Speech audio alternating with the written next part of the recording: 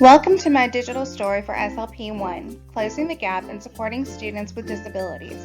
My name is Jennifer Little and I'm the Assistant Principal at Southwest Elementary School. Southwest Elementary Schools opened its doors in 1994 and is a rural school located in Jacksonville, North Carolina. We serve 760 students in grades pre-K through 5. The school is a certified Energy Bus school and is also a Title I school. All children benefit from the Title I funds provided to our school. We use our Title I funds to provide personnel such as our instructional lead teacher, as well as purchase and keep technology up to date.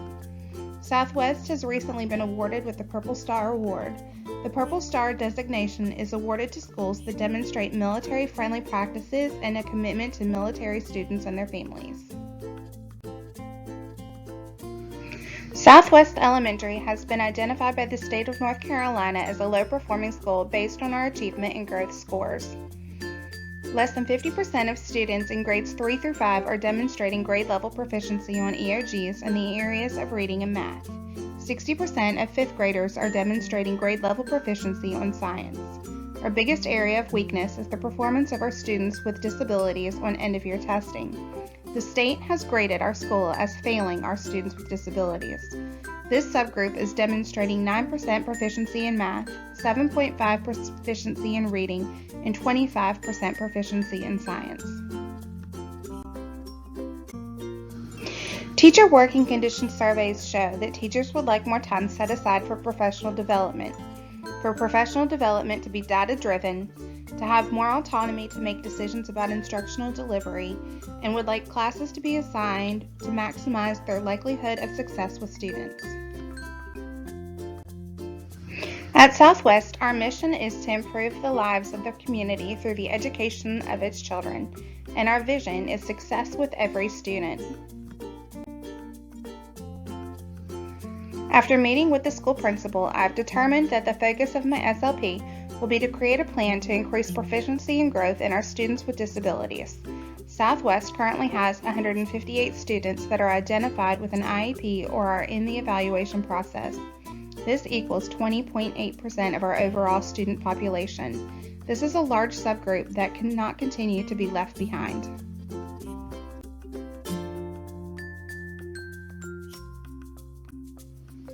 Research shows that achievement gaps exist between the subgroups of students with disabilities and their non-disabled peers.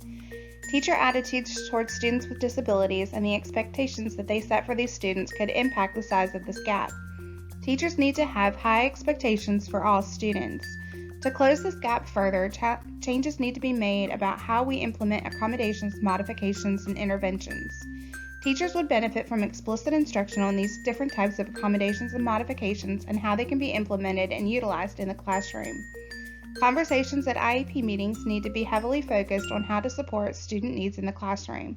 There needs to be more continuity between the MTSS process and the creation of IEPs for students that were referred for special education services. Teachers would benefit from instruction on how to de-escalate student behavior and minimize disruptions in the learning environment. I developed an action plan to prioritize the steps needed to create positive changes in the way we support our students with disabilities. I began by attending all EC team meetings. When I was hired for the position of assistant principal, I was selected because of my strengths as a special education teacher. Our school was largely out of compliance with meeting deadlines for completing EC paperwork and teachers implementing and supporting IEPs. Having a strong administrative presence in these meetings will facilitate changes in compliance. I also attend all MTSS meetings to assist in supporting our struggling students. In October, I asked for our lead MTSS interventionist to join our EC team meetings and act as a liaison between the two programs. I asked her to share with the team our MTSS process so we could all have the same understanding. We began having members of the MTSS team present for IEP meetings for students that were referred through the MTSS process to speak to the interventions that were implemented and the student progress, as well as assist in determining appropriate accommodations and modifications that would support learning and achievement. I led teachers and staff development on our November early release day to share information on the implementation of accommodations and modifications, as well as strategies for de-escalating challenging behaviors through the verbal de-escalation continuum and the integrated experience developed by the Crisis Prevention Institute. My support for all teams and teachers is ongoing, and individualized support is provided as needed.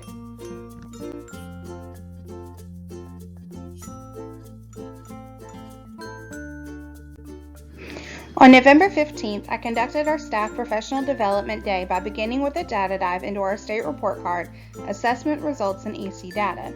This helped teachers understand where we are and the direction that we need to grow. I shared with them the differences between accommodations and modifications and how they can be implemented. Staff utilized color-coded index cards to test their knowledge of the different variations of accommodations and modifications, and had thoughtful conversations about how to implement them in their classrooms without feeling like they had to do one more thing. I presented information on the integrated experience and talked them through how we can use our behaviors to influence student behaviors in order to achieve tension reduction and prevent behavioral outbursts. I helped teachers understand what behaviors look like at each level and what the responses should be. We acted out situations that have occurred in our classrooms and walked through our responses. We talked through tricky situations and did some group problem solving.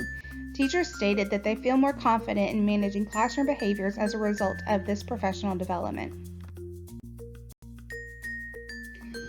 The data outcomes of my SLP are that all teachers have been trained in accommodations, modifications, verbal de-escalation, and handling defensive behaviors. Our MTSS and our IEP processes are integrated. Out of compliance IEPs have reduced from 23 to 4.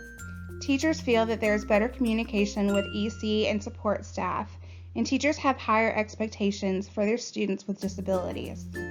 The true testament of this SLP will be in our EOG data at the end of the year. Thank you for taking the time to review my digital story and SLP for making a positive impact on student learning and development. I hope you have a great day.